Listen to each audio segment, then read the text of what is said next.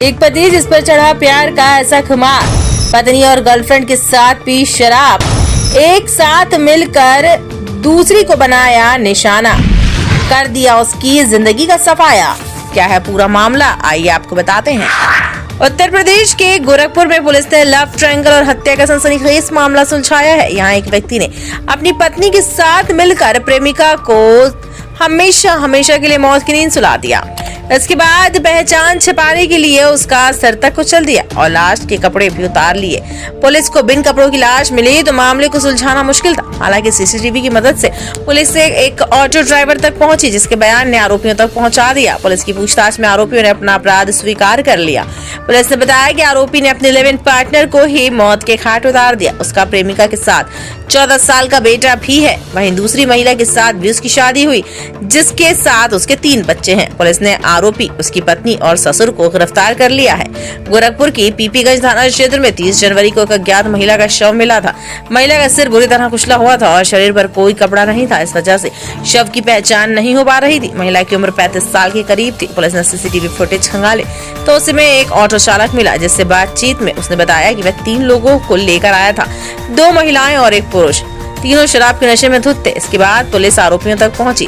आरोपी विजय सहानी मुंबई में प्राइवेट बीमा कंपनी में काम करता था। 2012 में प्रिया शेट्टी से काम के सिलसिले में पहली बार मुलाकात हुई। इसके बाद नजदीकियां बढ़ी तो प्रिया के साथ कमरा लेकर लिव इन में रहने लगा। इस बीच दोनों ने एक मंदिर में शादी भी कर ली। प्रिया को एक लड़का भी हुआ, जिसकी उम्र इस समय लगभग 13 से 14 साल है। बच्चा पैदा होने के बाद से ही प्रिया से दूरियां बढ़ने लगी। इसी बीच प्रिया से अलग हो गया। मुंबई में तलाक के लिए कोर्ट में प्रार्थना पत्र भी दिया, लेकिन प्रिया ने किराए का घर बदल दिया था, इसलिए कागजी प्रक्रिया पूरी नहीं हो पाई। 2014 में घर वालों ने विजय का रिश्ता तय कर संध्या से शादी करा दी। शादी के बाद पत्नी को लेकर वह मुंबई चला गया।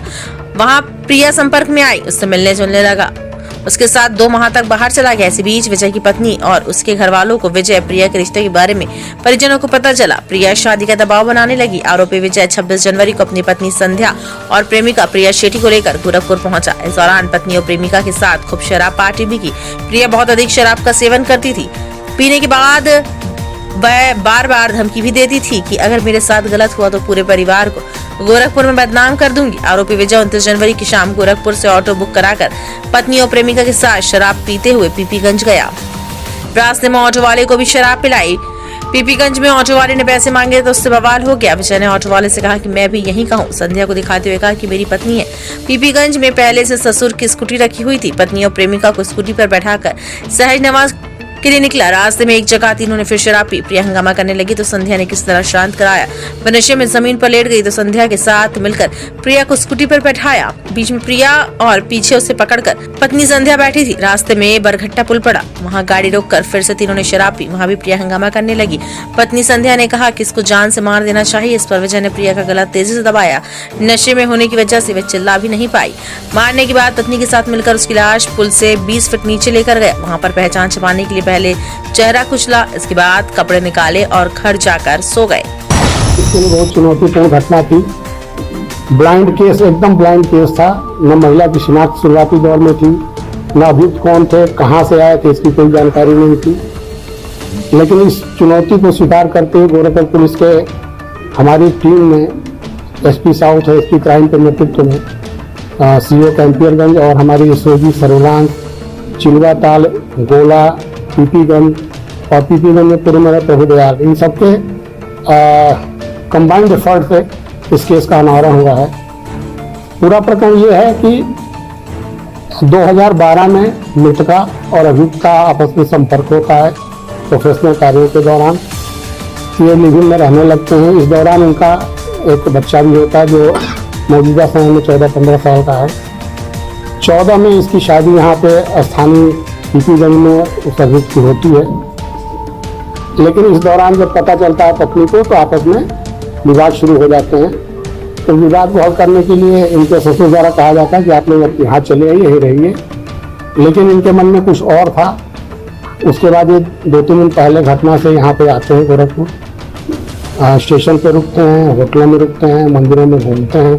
फिर शाम को ये पीपीगंज में ऑटो से जाते हैं। वहाँ इनके ससुर द्वारा स्कूटी उपलब्ध कराई जाती है, जिस पे ले जाके उस पर पुनः विवाद होता है और मौके पे पति पत्नी में मिलकर उक्त महिला की हत्या करा। बताया जा रहा है क्या वजह थी हत्या करने की, क्या वजह थी?